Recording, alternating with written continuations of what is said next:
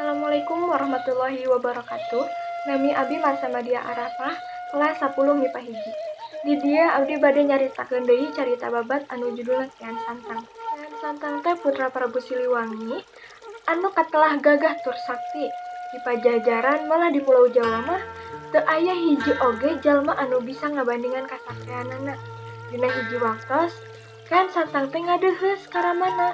Unjukkeun yen dirina hayang ningali getih sorangan, hayang ngadu jajaten, tapi teu aya nu tiasa ngabandinganana. Ngadangu kasawuran putrana kitu, Prabu Siliwangi teh guwat bae tah nyawuran ahli nujung kerajaan. Menta bongbolongan sugan we aya jalma anu nandingan kasaktian Kian Santang. Ditanya kitu, para ahli nujung teh kabehanana ngabigeu teu aya nu nembalan.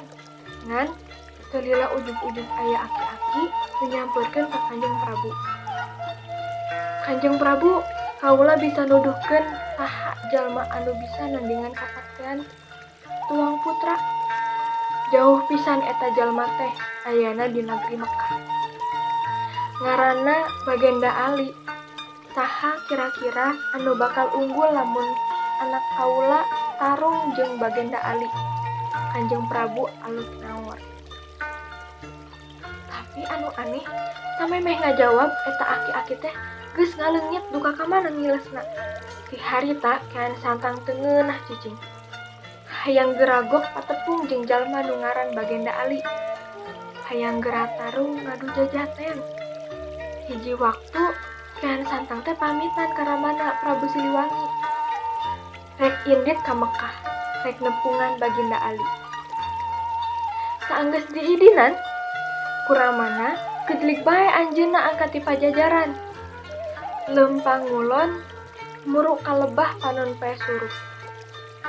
Bubuhan jalma sakti, lempangna teh nepak kancang. Nyaeta lempang dina kulit cai, nyak gancang kadituna kakulonkeun. Nepi ka negeri Mekkah, Kian Santang teh patepung jeung aki-aki anu ngiyuhan di handapeun tangkal korma. Kian Santang teh nanya, "Ki, tudahkeun di mana ayeuna Bagenda Ali teh?" Aki-aki ngan saukur melong jeung balik nanya, "Saha ujang teh?" "Kaula teh Kian Santang ti Pulau Jawa. Kaula hayang tepung jeung Bagenda Ali." Saur Kian Santang.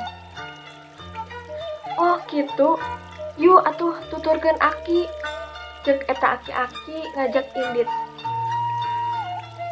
Kian Santang teh nuturkeun, tapi kakara sababaraha lengkah aki-aki teh pok nyarita. Etek aki tinggaleun. Cing pang nyokotkeun ujang. Kian Santang balik deui maksud rek nyokotkeun iteuk. Pas ditingali teh, eta iteuk nancep dina deukeut tangkal korma. Barang dicabut, karasa pisan pageehna. Kian Santang teh nyabut deui beuki bedas, angger we teu kanyabut. Kian Santang teh nyabut deui, eta iteuk sateker tanaga. Tapi aneh pisan, lain iteukna nu kacabut, tapi kalah sukuna ambles kana taneuh. Kitu jeung kitu bae unggal manehna nyabut. Sukuna kalakah beuki mebes. Kian Santang geus nyoprot kesang, iteuk teh angger teu bisa kacabut. Manehna curiga, aki-aki nu boga eta iteuk tangtu lain jalma samanea. Sakitu aki-aki teh jol aya di gegereun. "Saha seungeuna andika teh Ki?" ceuk Kian Santang.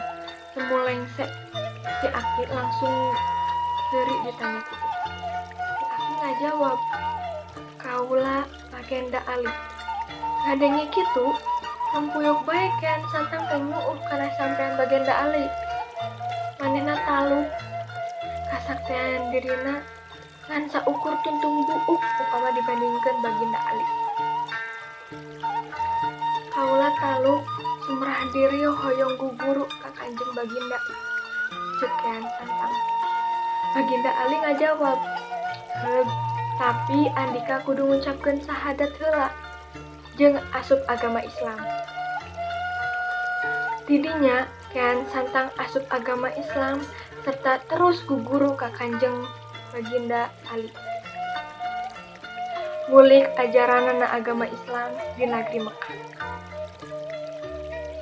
Saanggeus ngarasa cukup, ngala elmuna, Kian Santang teh pamitan ka Kanjeng Baginda. Lamun Kian Santang teh hayang mulang deui ka Pajajaran. Ku Baginda teh diwidinan kalayan dibere pancen yen Kian Santang kudu nyebarkeun agama Islam di Pulau Jawa. Teu acan mulang aya 2 hal nu dibekelkeun ku Baginda Ali, nyaeta tasbih sareng Al-Qur'an. Kian Santang mulang deui ka Pajajaran nyebarkeun agama Islam. Tapi Ramana teu ngagem agama Islam. Teu kasaureun ngagem agama Islam. Dibarengan ku sawatara prajuritna, Prabu Siliwangi ninggalkeun keraton. Ngungsi ka hiji tempat anu pakidulan Garut. Ceuk sakaol di dinya anjeunna ngahiang ngalingetkeun tanpa wujud. Para prajuritna pindah rupa jadi maung. Sakitu di simkuring, punten bilih aya kalepatan. Wassalamualaikum warahmatullahi wabarakatuh.